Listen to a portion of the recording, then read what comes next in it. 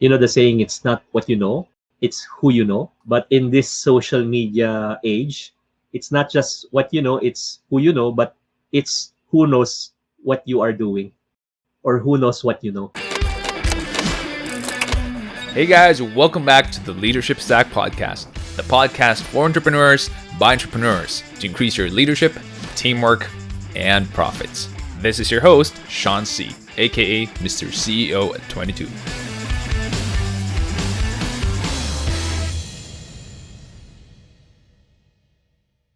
From TJ, question is, hi, I'm planning to build a team here in the Philippines based on what skills I currently have. Something digital creatives like image editing, video editing, animation. Any advice on how I can successfully start if magsa-start ako from scratch? Where do I get clients, legalities na pwedeng i-request ni clients abroad? If you're starting a business in this age, it might be better to do it. That's the business. I don't know if you're working or if you have something else on the side. Kasi ngayon, importante you build your portfolio first eh. Paano ka magkakaroon ng portfolio? It's either you do work for free or you do jobs na mababa yung PF nyo to build that portfolio. But the best marketing, as Sean mentioned, is word of mouth.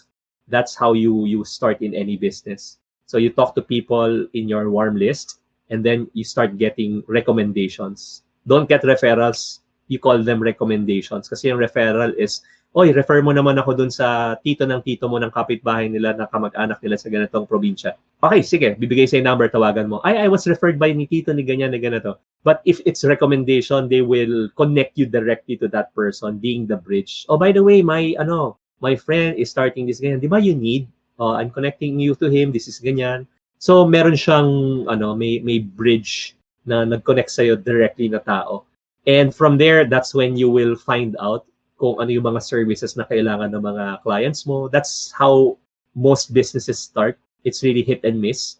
Lalo na yung sa'yo na very tight ng competition now sa mga ganyang klaseng businesses. And those people who will get you initially would be people that came from your warm list and mga recommendations. With regards to team naman, you mentioned you're planning to start a team. I actually spoke with one young entrepreneur and he's doing very well. He's like 27 years old. Sabi niya, Jason, when I read your book, Unique, the 4 personality types, it gave me an aha moment na, okay, kaya pala itong mga tao ko hindi nag-work pa ganyan kasi ganito yung personality type niya, yung kanyang behavior, ganito. So ever since daw he learned that, he read the book, he instructed his team na ito yung gagawin natin. Nakatulong sa kanya. So makikita mo what type of person you are and probably what type of entrepreneur you can be based on your personality. I do have an advice for you.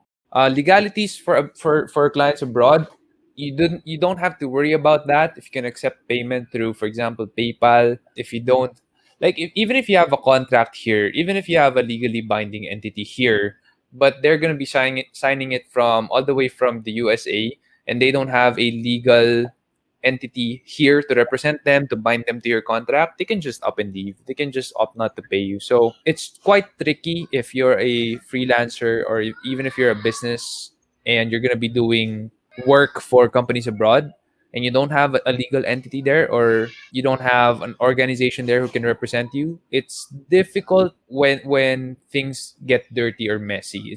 It's difficult that way. But if you have a mutual agreement, you both respect each other, you do great work, they pay you on time, then you don't have any problems there. How you can successfully start, what Jason said about the portfolio, 100% agree, especially because you're going to start a services business.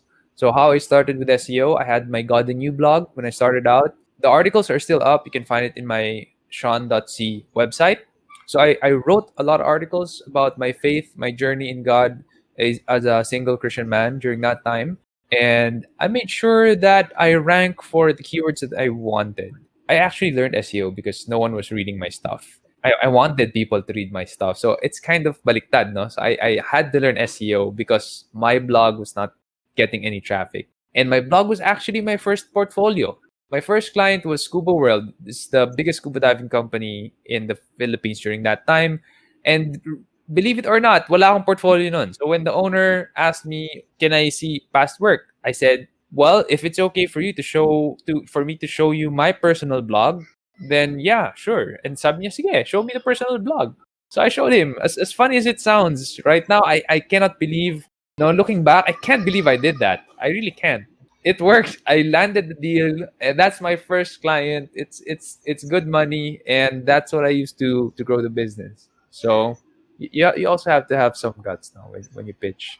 We have a business question from Richard. Hi, he says, "Hi, I started doing pasabay with a buy pasabay kind of business by reselling products from overseas, such as IKEA, small items, and kid stuff. It's been a month since I'm doing this, and and seems like there's no one who would like to buy from me.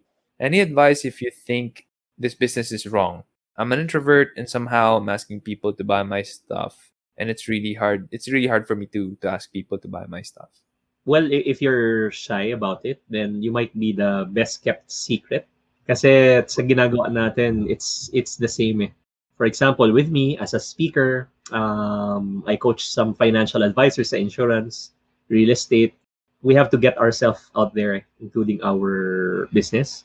You know the saying, it's not what you know, it's who you know. But in this social media age, it's not just what you know, it's who you know, but it's who knows what you are doing or who knows what you know. The best way right now kasi is really really social media, how you can study yung mga Facebook ads and have a good business, a good line of products. And there are many doing that now.